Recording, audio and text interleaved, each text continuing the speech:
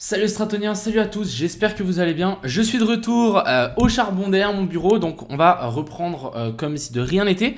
Peut faire un petit tour par rapport à Singapour, c'est un truc de fou le salon qu'il y avait, c'est le plus gros salon au monde.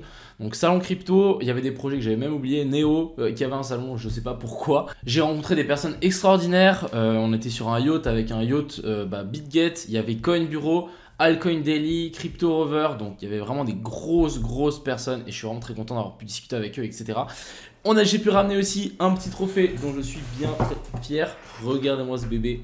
Donc là, BitGet, j'ai quand même fait des bonnes perfs sur BitGet. Donc voilà pourquoi j'ai ce joli trophée, même si pendant cet été c'était un petit peu plus compliqué. Mais plutôt très cool. Donc c'est grâce à moi, grâce à vous. Merci à tous. C'est vraiment genre le trophée de la population. C'est très cool. Et puis voilà. Crypto, millions. Crypto, millions. J'ai pu vraiment, je peux vous montrer 2-3 petites images. Du coup, on avait, donc ça c'était ici, c'était un nouveau truc qui se lançait. On avait bien évidemment, j'ai pu rencontrer Folis, donc c'est un autre trader hyper sympa. Donc celui-là, je pense que vous le connaissez tous. D'ailleurs, allez le suivre, il est vraiment super cool. On avait ça, je sais pas si vous vous souvenez, mais du drama qu'il y avait eu sur Pixel Moon. Il y avait des Pokémon et ils sont arrivés avec ça comme NFT, c'était vraiment n'importe quoi. Ici, vous pourrez vous faire couper les cheveux et en plus vous faire scanner l'iris. Pour WorldCoin, c'était vraiment n'importe quoi. Il y avait vraiment de tout et de tout n'importe quoi. Donc encore une fois, merci à BitGet. C'est BitGet qui m'a invité, donc merci à eux. Merci à Gracie, bien évidemment. C'est la boss de chez BitGet, en tout cas celle qui se montre. Et franchement, c'est la king. Enfin bref, voilà un petit peu le petit tour de Singapour. J'ai ramené plein de trucs et puis que des bonnes rencontres. Vraiment, le nombre de networking que j'ai fait, c'est un truc de fou furieux. Donc vraiment, dans les events crypto comme ça, vous allez, ok, pour trouver des trucs, etc. Mais c'est vraiment pour connecter entre des gens. Et ça, c'est vraiment une dinguerie. Enfin bref, trêve de plaisanterie et de blabla. On n'est pas là pour ça, comme vous savez. Nous, on est plutôt une chaîne trading. Donc on est parti pour de l'analyse technique. Avant ce week-end, je vais expliquer un petit peu mon point de vue, etc. Enfin bref, voilà. Donc on est parti directement sur Twitter, on va juste analyser 2-3 petites choses assez intéressantes. Donc déjà ici on a une news assez violente qui est arrivée à Strasbourg, c'est le Parlement européen. Donc je ne sais pas si vous vous rendez compte mais c'est un truc assez violent. Ça veut dire que tout à partir de 2026, c'est début 2026, toutes les informations que les exchanges ont vont être automatiquement transmis au fisc de chaque pays. Donc c'est un truc de fou. Voilà. Concrètement, toutes les informations des échanges crypto auront l'obligation de communiquer automatiquement à leur administration fiscale de tutelle toutes les informations sur l'activité de leurs utilisateurs. C'est assez violent. Donc c'est vraiment automatique. Et ça les gars, c'est mis en vigueur 1er janvier 2026. Donc ça nous laisse un peu de temps pour nous casser tout simplement. Non mais enfin bref, voilà, ça va, c'est de la campagne pour la défi, je suis assez d'accord. Il y a vraiment beaucoup de gens à mon avis qui vont se barrer des exchanges. Il y a beaucoup plus de trucs qui vont arriver, je pense, de plus en plus décentralisés où il n'y aura pas besoin de KYC. Et d'ailleurs au salon j'ai trouvé une carte, donc c'est une carte légale d'un pays que vous pouvez commander sur internet. Je vais d'abord la tester et ensuite je vous ferai une vidéo entière par rapport à ça, mais c'est une dinguerie. Je pense que vous pouvez mettre n'importe quelle identité, vous faire une nouvelle identité, puis après passer les KYC avec. Donc c'est plutôt pas mal. Mais en tout cas, vous faire une nouvelle identité, ça, je vais tester. On verra si ça se passe. Et du coup, ensuite, on a ici le Bitcoin et la liquidité du dollar sur ce même Bitcoin. Ici, on peut voir qu'elle est en chute libre depuis le début de l'été. Et du coup, vraiment, on est en train de toucher des bas-fonds. La dernière fois qu'on a eu un espèce de pic ici, c'était vers les bottoms. Mais voilà, on a vraiment une baisse de la liquidité, donc le Bitcoin est assez imprévisible. Et ici, on peut voir que le marché est vachement shorté. Donc vous voyez ici, tout ce qui est en rouge ici, c'est vraiment les shorts et on a vraiment des liquidations en or. Donc on peut s'attendre à un petit rebond ici pour ce BTC. Avant de partir, moi j'avais dit que, et j'avais plutôt prédit qu'on allait avoir un dump. Donc on a eu un dump, on a eu ça, on est venu récupérer certaines liquidités. Pas tout ce que je voulais, pas tout ce que j'avais prévu. C'est pas bien grave, mais pour moi on reste dans ces marchés baissiers. Je vous explique un petit peu. Donc déjà ici en plus grosse time frame, ce qu'on peut voir c'est qu'on est clairement baissier sur ce BTC. On a eu ce crash, on est venu récupérer les liquidités juste ici. On n'est pas venu récupérer ce plus bas là. Donc en fait ici on est en train de créer une zone d'inducement. Donc pour rappel, c'est une zone qu'on crée, une poche de liquidité au-dessus d'une zone intéressante. Donc vraiment si on tire notre Fibo, on peut voir qu'on est clairement au-dessus de la zone des 0,618 et à chaque fois on rebondit et on crée une poche en fait de liquidité. Et ça c'est ce qu'on appelle une zone d'inducement et du coup c'est une zone qu'on viendra récupérer à un moment ou à un autre avant de partir vraiment beaucoup plus haut.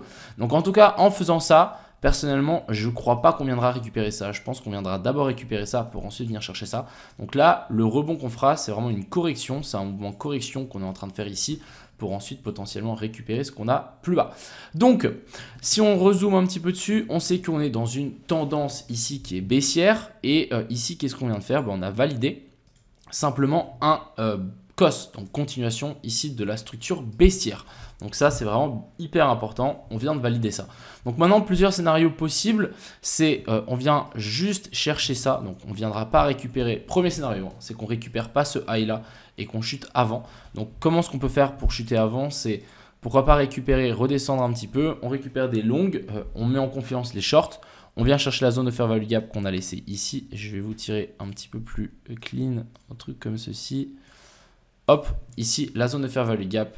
On revient chercher ça et ensuite on remonte et on vient chercher la zone de fair value gap. Et ici on aura une jolie petite correction A, B et puis C et ensuite on continue cette chute.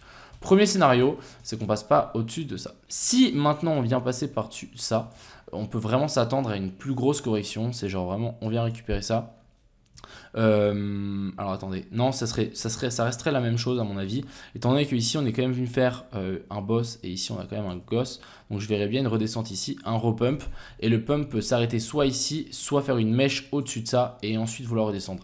Je pense pas qu'on viendra faire une clôture au-dessus de ça, c'est largement possible, mais en tout cas si on vient chercher ces niveaux là, pour moi ça restera clairement une déviation avant de venir récupérer ces plus bas là. Donc pour moi ça reste clairement baissier, on a cette poche ici à venir chercher. Et puis si les gens bien évidemment continuent à shorter le Bitcoin à fond la caisse, qu'est-ce qui va se passer? On va simplement short squeeze tout le monde et du coup on va partir directement vers le nord, surtout qu'il y a un manque de liquidité sur BTC. Donc ça m'étonnerait pas trop. Mais en tout cas, moi ce que je surveille c'est la zone de fair value gap qu'on a juste ici et la zone de fair value gap qu'on a juste ici en 4 heures. Donc déjà si on revient chercher ça, c'est clair et net que moi je tente un long. Si on vient chercher ces zones là, j'essaierai de tenter un short pour venir chercher ici. Ça me semble assez évident. N'oubliez pas que c'est le week-end et du coup il ne va pas se passer grand chose. En tout cas je ne pense pas.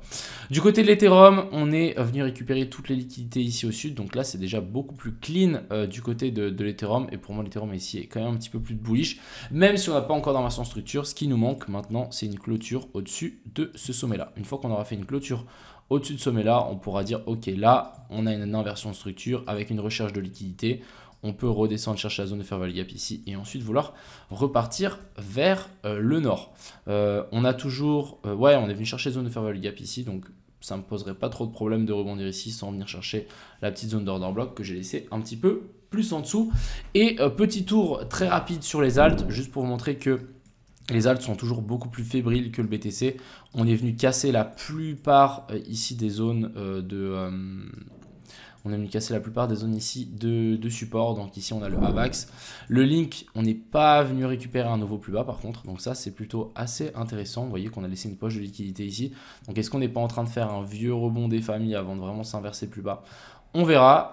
Mais pour le moment ici on n'a toujours pas d'inversion structure. Ça reste baissier. Solana qui nous a vraiment fait une clôture ici en dessous, une vraie cassure. Maintenant à voir ce qui va nous faire, mais clairement pour moi ici ça reste encore une fois baissier. Il nous faut vraiment une clôture au-dessus d'un dernier plus haut, donc par exemple celui-là, pour vraiment qu'on repasse aussi dans cette zone OTE. Mais tant qu'on n'a pas ça, difficile de vouloir mettre des bits dessus. Et puis par exemple le gala, hein, on est vraiment cassé ici en dessous, ça pourrait vraiment nous donner une belle confirmation si on arrive à réintégrer. Mais pour le moment les gars, je suis vraiment désolé, mais on laisse encore plein de liquidités ici au sud. C'est qu'une question de temps à mon avis qu'on redump. Donc on peut peut-être avoir un petit élan vers le haut sur ce BTC. Je pense qu'on peut à mon avis nous faire un truc comme ça serait vraiment le truc le plus clean. Tac, tac, et ensuite ici on rechute et on vient récupérer tout ce qu'on a plus bas. On peut s'en récupérer tout ce qu'on est en train de faire ici. Donc affaire à suivre, mais plutôt ici plutôt baissier sur du gros long terme et sur du court terme avec la petite déviation ici au sud. On peut s'attendre à un petit rebond je pense et bien chercher un petit peu plus haut. Donc ici vraiment, je rappelle, hein, c'est de liquidité à fair value gap et de fair value gap à liquidité. C'est comme ça que le marché bouge. Donc pour moi, vraiment la prochaine zone de fair value gap, c'est juste ici au-dessus. Voilà ce que j'avais à dire. Même le truc de Singapour, il y avait vraiment plein de trucs. Hein. J'ai rencontré Pierre Gasly, j'ai vu des voitures de Formule 1. Bref, c'était un truc de fou. Vraiment, si vous avez l'opportunité de bouger pour des events pareils, faites-le. C'est vraiment hyper enrichissant. Enfin bref, je vous souhaite à tous un excellent week-end. Passez un beau moment. C'était Crypto Millions. Ciao.